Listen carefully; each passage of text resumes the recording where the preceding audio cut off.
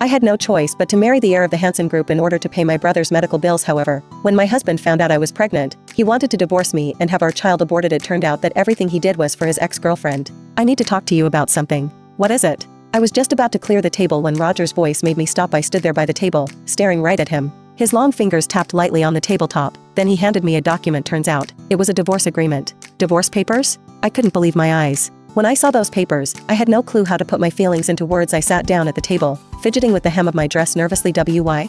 I looked up, locking eyes with him, something I almost never did, not even in bed. Roger's got these beautiful, cold, deep, and clear eyes. They always make him seem so distant, like nothing can get to him, like he doesn't pity or cherish anyone. Just like his employees, I usually didn't dare meet his gaze, but divorce? That's no small thing. I needed to know why Roger suddenly wanted out. Even if I didn't have the right to say no, I deserved a reason. No reason. His voice was as cold as ever. He stood up slowly, giving me a glance that had that usual bossy edge. Read it and sign when you're done. Only then did I lower my eyes to the papers. I didn't reach for them, though, just kept my head down, my face pale as a ghost. The room went quiet for a minute. Roger leaned down, looking at my pale face. Since I wouldn't say a word, he suddenly thought back to the night before. He'd been pretty rough with me then. I was obviously uncomfortable, but all I did was grip the sheets, my face still white even though my knuckles were white from squeezing those sheets. I didn't make a peep.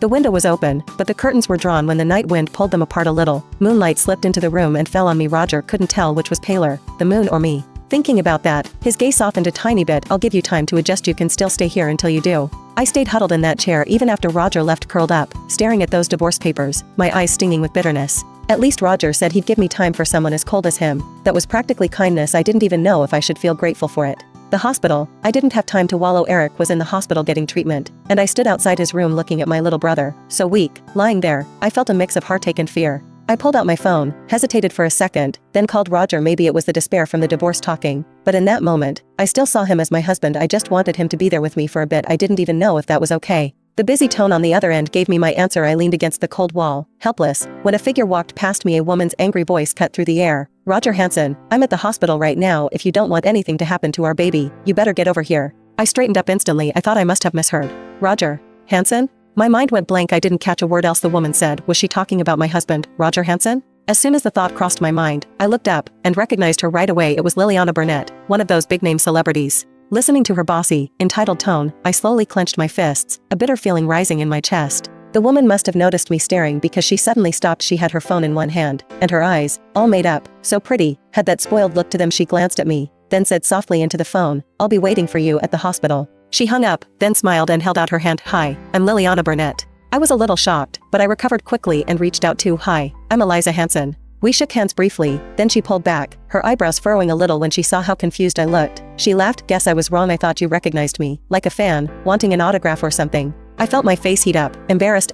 Sorry, I didn't mean to stare. I bit my lip. Being honest, MS Burnett. I couldn't help overhearing your call. I thought I heard a name I know. I'm really sorry for intruding. Liliana just laughed it off. Oh, that's just a misunderstanding. I was talking to my fiancé. He doesn't have many female friends, and I know all of them, so I don't think you two know the same guy. You must have misheard. I nodded, but my eyes drifted to her bump, and I paused. You're right, must have been my mistake. Liliana was holding a pair of sunglasses when she noticed where I was looking. She patted her stomach and smiled. You can probably guess, huh? I'm pregnant. You'll all hear the big announcement soon enough. Congratulations, MS Burnett. Thanks, but can you keep this under wraps for me, just for now? Liliana looked a little hesitant, giving me that hopeful stare.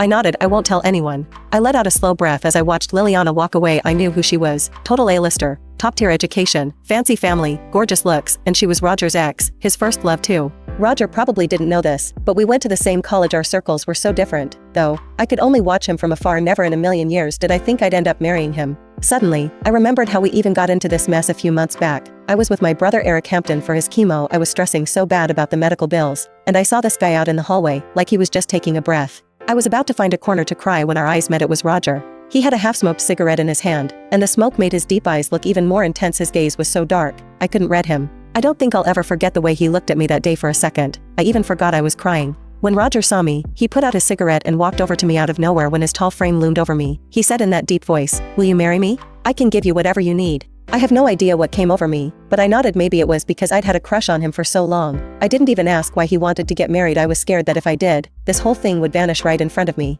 Inside the hospital room, Eric looked weak, but he was in good spirits. I sat by his bed peeling an apple, and I almost cut myself with the peeler. Eric noticed and asked, "Eliza, did you and Roger fight? You seem so out of it." He was about to reach for me when he saw a familiar figure walk past the window. He lit up and yelled, "Roger!" I jumped, and the peeler slipped right out of my hand and onto the floor.